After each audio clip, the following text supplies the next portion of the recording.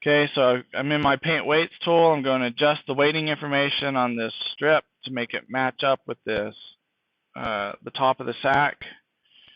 And I've got scale selected, and I'm going to scale it down towards this value. So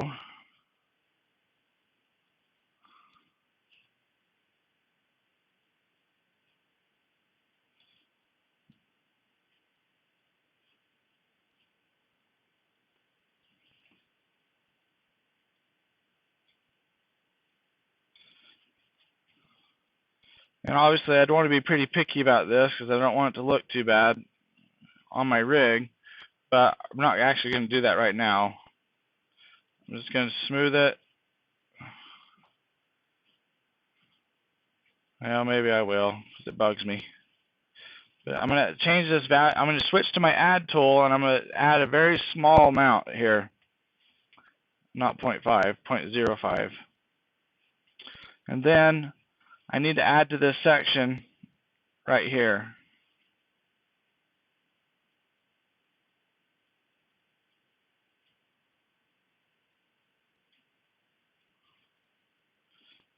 To get that to match up.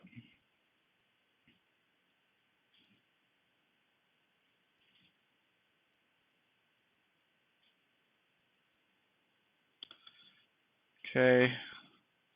So again, I'm going to scale it. Let's see if I can't do a negative value in here. Nope. I was hoping. I might be able to if I set my min and max. Let's say if I set that to -1. Yeah, I can. Okay, so this is going to be pretty helpful. I've never actually done this before. But if I set this to -0.05 now, I can actually add a negative weighting value. And I can move this mesh back and forth until it fits on the top of the sack just perfectly. Okay. And I feel like that does it. So I'm going to go to smooth.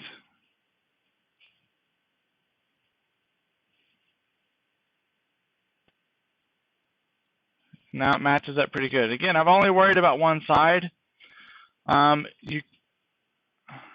I don't think that by default that you can mirror these weights, and so you would have to do this individually for both sides if this was going to be your finished rig. Now, that's one of the nice perks of using joints in Maya is you can mirror the smooth skin weights, or the skin cluster weights. Okay, so anyway, there's that. Let's verify that our soft mod works like we think it should. Again, and we should see that this strip will stay aligned with the bag when I scale it up and down, and it does. It looks like it's attached now. Now, you will notice that it does lose its volume. It gets bigger as it goes up. So I would want to go through and tweak that and make sure that it didn't, increase its size on that tab. That's kind of distracting. That'd be considered bad skinning. Okay, but anyway, there's that. Now we just got to figure out what to do with the main portion of the body. But we also, maybe we'll go ahead and add a bend deformer in here on the bottom. Or we tried that already, didn't we? And didn't work because there's too much volume outside of it. Okay.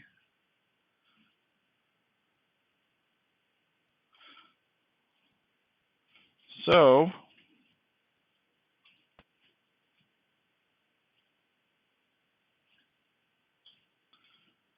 here's another thought.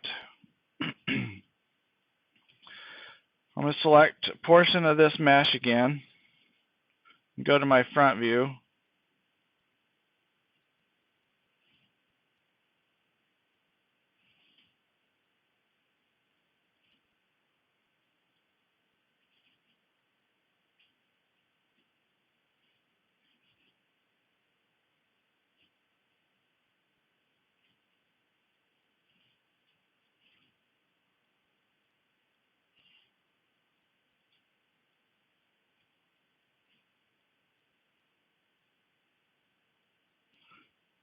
Okay, controlling my selection. Probably want to add these vertices here in.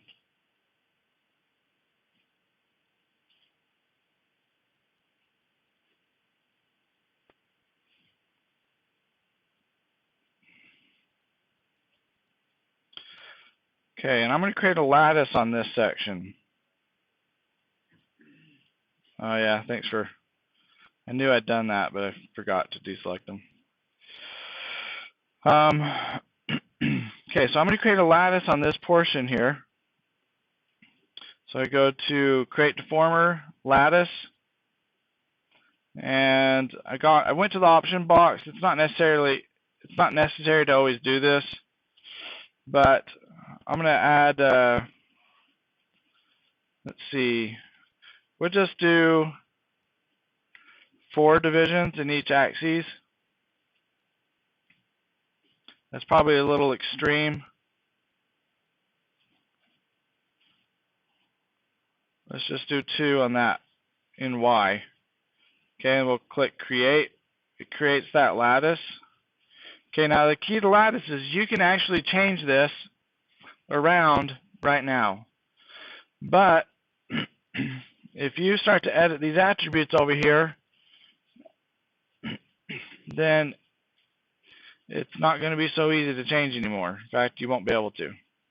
So, but to change them without affecting the mesh, you need to select both the base, the FFD1 base, and the FFD1 lattice, both. And then you can rotate them around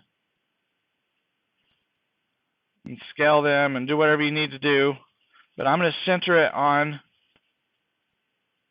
this leg. That's my goal.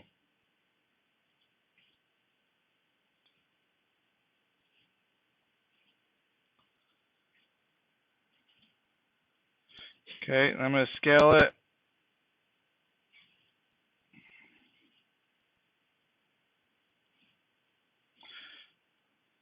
Okay, now lattices have these lattice points, right, that we've already explored with. I actually didn't orient that how I wanted to. I'll go back and do that in a second. So, but anyway, it has lattice points, and these lattice points are treated like vertices. And so what's that mean for us? Well, it means that we can actually use other deformers on a lattice. So we can use a deformer on top of a deformer. So let me show you that here in a second. Let me get this rearranged correctly. This is what I meant to do.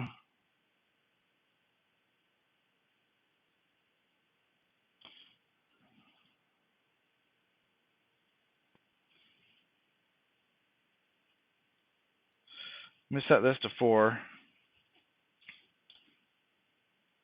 So let me undo and put it. I'm going to rotate it back how I had it. Obviously, I'm exploring. I'm going to set that to 4 so it has a better number of divisions there. And that looks really ugly and messy. But with this lattice selected, now I can go to Create Deformer, and I can use one of my nonlinears on it. And I'll create a bend. Okay, and I can bend this lattice with that. So now I just need to place my bend appropriately to work on my lattice.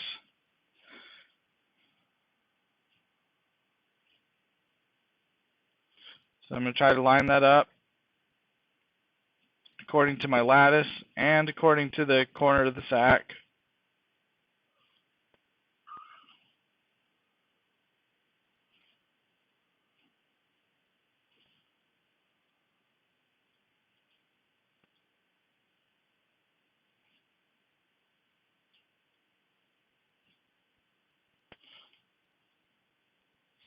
Okay, I don't need my low bound,